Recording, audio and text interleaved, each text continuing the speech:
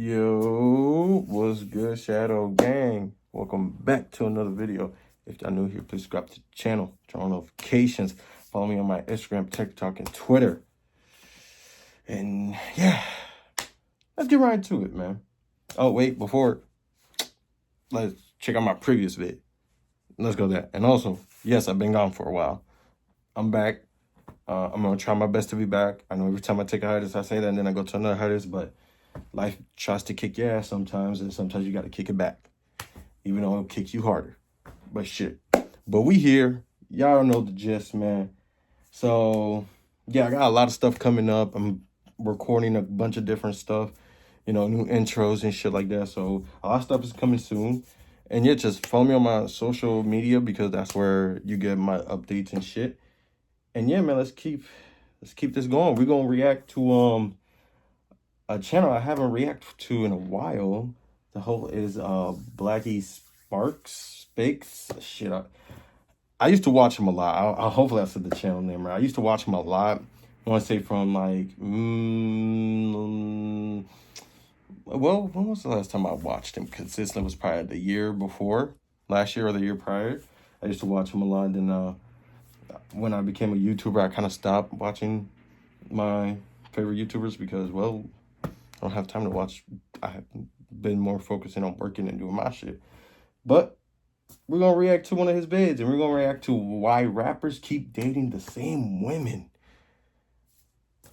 Listen, that's a good topic, and I'm going to give my thoughts about it because that shit's kind of weird. I don't know about y'all, but that shit's weird. But anywho, man, let's get right into it. Let's see why these rappers keep dating the same goddamn women. Let's go. Now, if you've been paying attention, you've probably noticed this pattern. Rappers keep dating the same women, same faces, same couples, same relationships popping up again and again. And this pattern shows up everywhere in the rap game. Even Drake and Future allegedly fell out after dealing with the same woman at one point. That's how small the circle really is. And here's the part nobody really breaks down. The dating pool in hip-hop is very tiny, like way smaller than people think. And to really show you what I mean, let me start this video off with a quick story. A couple years ago, I met this mid-level rapper. He had a Billboard charting record at the time and some decent buzz to his name. I met him backstage during one of his shows, and that was because a friend of mine had gotten invited, and I just happened to be the plus one. So I'm backstage or whatever. There's a bunch of people there, right? The music is loud, etc. And then I noticed something really interesting. In the corner of the room, right, there's these three girls, two in red, one in black. And immediately, I actually recognized these women because I'd seen those exact same girls at another rapper show about like 6 months earlier. So I asked my friend, I'm like, hey, bro, who are those three girls in the corner? And then he looks at me and says, bro, they're just a part of the circle. At that point, I didn't really need to ask anything else. And for any... Sounds like groupie to me, but hey, I could be wrong. But who's confused, he was basically telling me they're regulars. They move around the whole industry. And that's just one real-life example of this entire conversation. Once you really start paying attention, you realize rappers aren't dating from the whole world. They're dating from the same circles over and over. I'm talking same faces, same rooms, same rotation, just behind different doors. Now let's talk about some of those very popular faces in hip-hop. Because if you've been anywhere near hip-hop culture or even... I was just thinking about Ruby Rose, I'm not gonna lie. One of the women on the screen. Let's start with the one to the left, and that is Selena Powell. The self-proclaimed... I heard about her. I did say self-proclaimed, okay? Selena has built a career off of exposing rappers, finessing situations... Oh yeah, I definitely heard of this one before. And she's taken pride in all this. I've definitely seen a clip of hers before. This is what she does. And then we have Ruby Rose. Everybody knows who she is. Big breakthrough dating Playboy Cardi. She rolled that momentum very nicely, got connected to the right people, and before you know it, she popped up in the Bad and Bougie music video. Wasn't Takeoff left off Bad and Bougie? RP Takeoff. From there, Ruby Rose became a recognized face in the industry. She's dated several rappers in a game, built a massive IG presence, dropped music, launched an OnlyFans account. Now, Ruby's interesting because she really understood the environment very early on and turned visibility into a business model. And unlike a lot of the women who got caught up in a game, Ruby caught on to the game early and capitalized off of all of it, securing her own bag in the process. You gotta respect it. I do. Then there's I was just about to say. Someone who didn't just pop up on Instagram like most people think. India actually she did streamers, that's what I Tumblr. Back during that whole, aesthetic edits, it girl era. She built a serious following there before Instagram even became the move. And then after that, she picked up even more attention through reality TV and early IG culture. She was on reality TV? Instagram blew up, she was already a known face and slid right into that OG IG baddie / model, whatever you want to call it, right? Lane. So she's been in the mix for over a decade, and her first major mainstream moment came from her relationship with the game. At the time, she was 18, and he was 35. Nah. It's crazy. Like 35? That's wild. I remember hearing some shit that she started very young too. That's the crazy part. Ever since. Last but definitely not And I've least, seen we have this chick Brittany before Renner. too. She's another woman who's been in the mix for years. And yeah, she's mostly known for finessing the athletes. But she's been around the rap world as well. She dated Lil Uzi Vert actually way back. Really? And she was even married to Kevin Gates for like... That's where I 2 remember her years from, days. yeah. Now, all of these women are basically the faces everybody recognize when people talk about the women who've been connected to the industry's biggest rappers for years. But here's the thing. This whole pattern, this rotation, this ecosystem, it didn't start with these women. Before the IG models, before the industry girl... Sounds like groupies to me. It all started with one woman, a big throwback. A name from the blog era a lot of y'all will probably recognize. Kat Stacks. I'm Kat Stacks. I got a lot of stories to tell. The people I expose in my blog are all Who the fuck is Sassy? Why she sound like that? I've been to the Wings crib. I've been up them. A nigga give me $1,200 motherfucking dollars.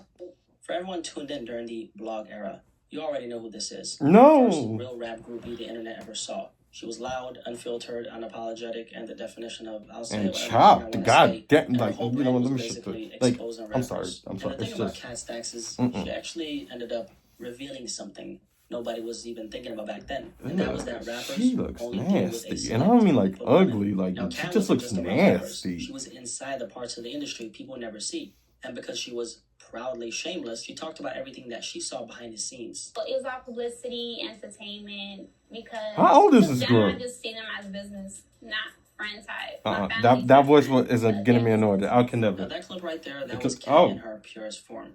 No filter, no secrecy, no protective brand. Like, this woman she just didn't give a fuck, okay? I And she can moved see. exactly like that. In a lot of ways, Kat Stacks became the blueprint for what we now call the industry girl. And yeah, let's be honest, she was definitely clout chasing like crazy. That was her whole hustle. But here's the funny part. Even while she was doing it for attention, she was accidentally pulling back the curtain on something way bigger than her. She showed you the same thing over and over again. These rappers are basically all running through the same group of women. And once you put those pieces together, you finally understand why this keeps happening. It all comes down to one thing, and that word is access. Who gets in, who stays in, who even has the proximity to step into the room in the first place. One of the first questions that someone asked Right, was why rappers recycle the the same thing. I wonder why. Oh, shit. I'll tell you this. I think they recycle the same women because are all in the same circle. When people talk about access, here's what it really means.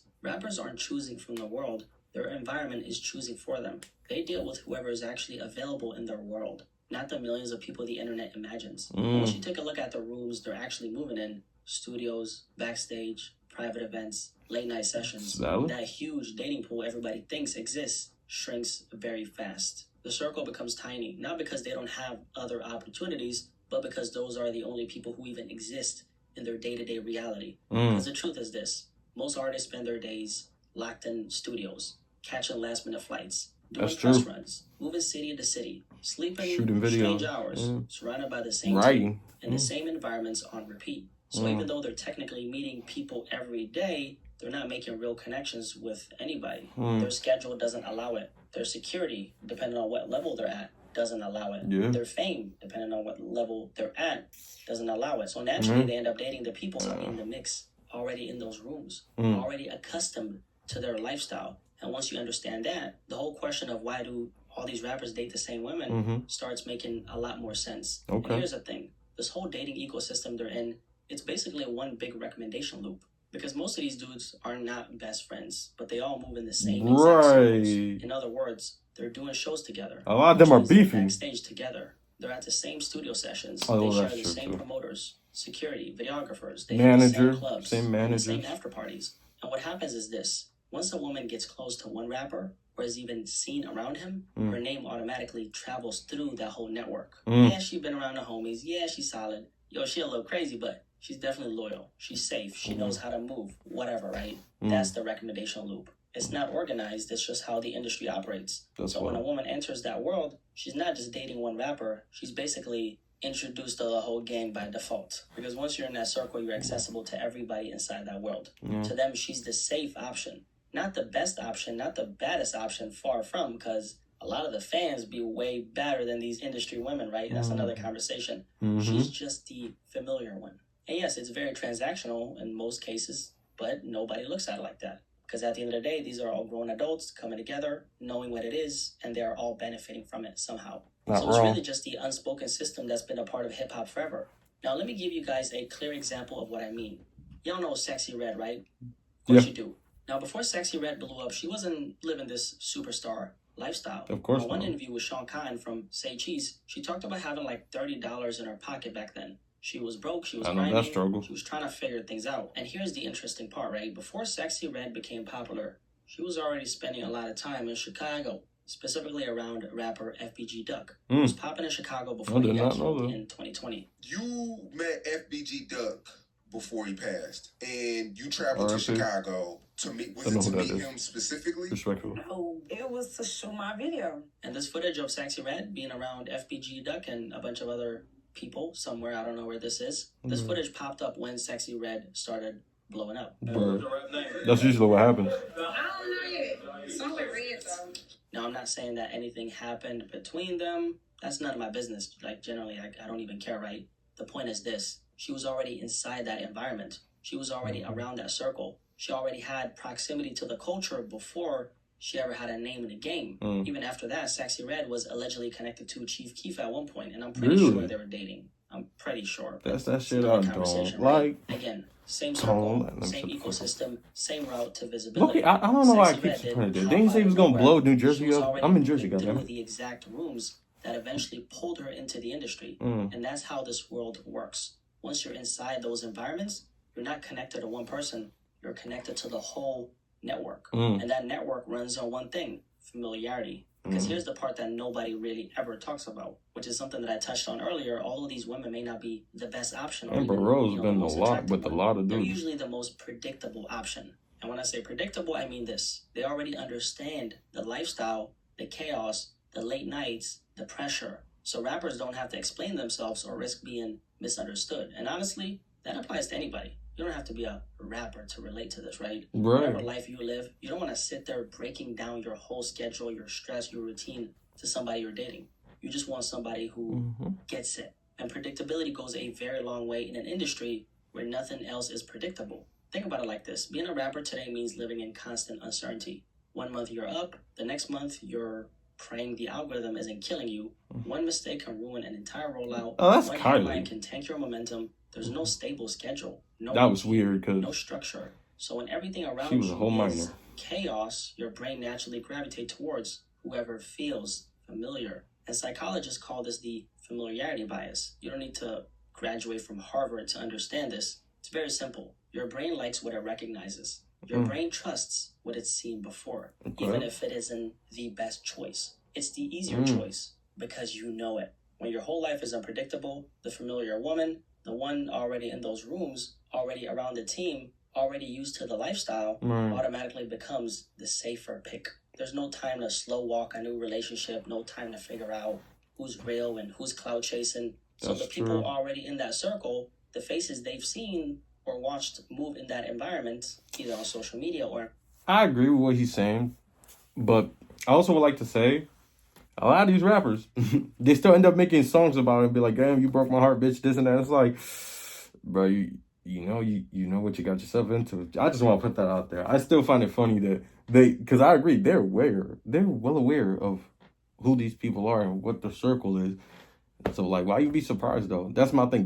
That's the thing that always gets me, like, so confused. Like, why are you acting surprised? It's like, you knew who she was. End up becoming the safer choice by default. I remember something Tupac said back in the 90s. He spoke about this exact topic in one of his records. Really? The song is called All About You. And the hook goes, every city we go, every video, I see the same hoes. And at the end of the song, Snoop Dogg jokes about flipping through different music videos and seeing the same exact women in every single one. So they've been talking about this for decades. Yeah. The only difference now is that the internet made it impossible to miss. Yeah. Social media amplifies everything. Who's dating who popped out with who unfollowed who. And that pattern becomes a form of promotion in itself, because when two recognizable names link up, It's not just a relationship, it's a headline. It's a storyline. Even if It's you're not free trying to marketing make on it a both headline. sides. The circle didn't get smaller, the visibility just got louder. And that's thanks to social media. At the end of the day, it all comes down to proximity. When the same 5 people are in the same rooms, living the same lifestyle every single day, of course they're going to end up dating the same people.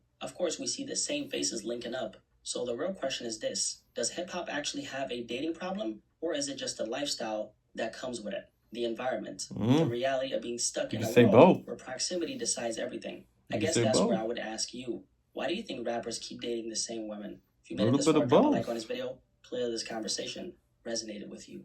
Definitely let me know in the comment section below what you guys think about this entire conversation, and catch you guys in the next video, man. Peace. I'm out.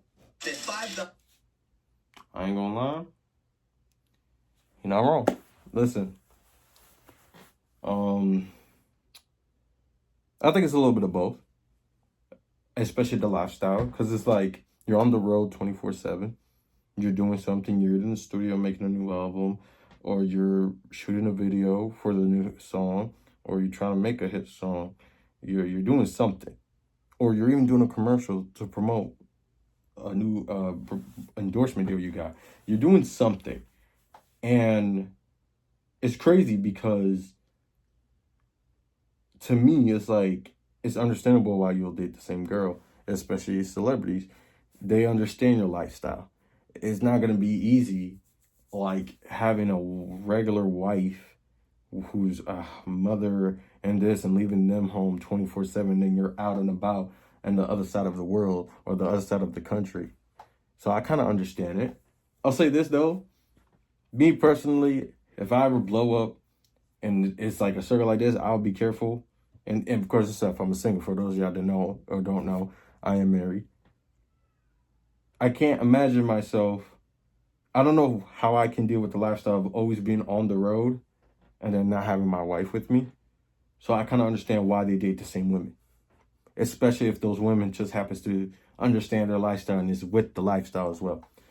But yeah, my opinion is it is a little weird. It is a little unsafe in my opinion, because you don't know what the fuck people got nowadays, man. And you know, especially, I want to say Hollywood, but just anything mainstream, bro. It's just fucking weird. But yeah, man, that's all I really gotta say. I like this video. Homie spit some facts like always. But let me know if y'all want me to react to more videos like this, and let me know what other types of videos you want me to release or want me to do, and I'll try to do them. So yeah, I'll catch y'all in the next one, man. Peace.